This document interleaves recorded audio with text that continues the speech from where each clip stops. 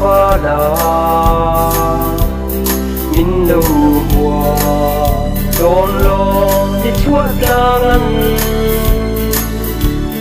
in sắc men và in có cơ hội hoa ye không nghe mô in mình rùa tiêu đồn xây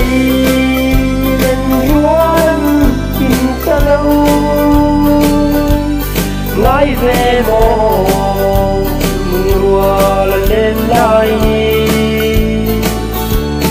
mít tuy nên các phong nghìn ru như nu cây đắng lên từng dài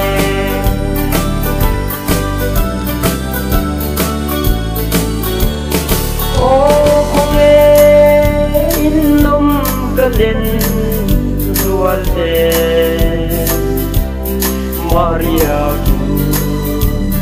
ngon đâu diam le tha mangin gian lại kum tali in lan đâu em ni cả tan biết thu đồn xây lên vua lâm ta lâu ngài về mồ rùa lên lại nhịp tuy nên có phong nghìn ru cứ nô cây đắng lên chân ra liêu dài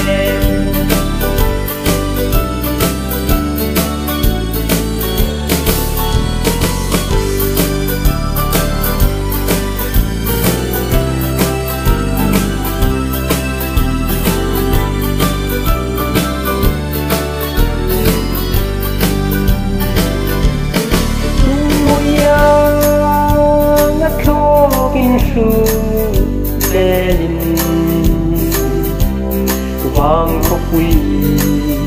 cần su nung sông thế mà sẽ lung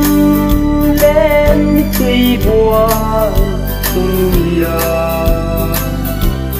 hăng van sáng cay rong ở xóm xi lâu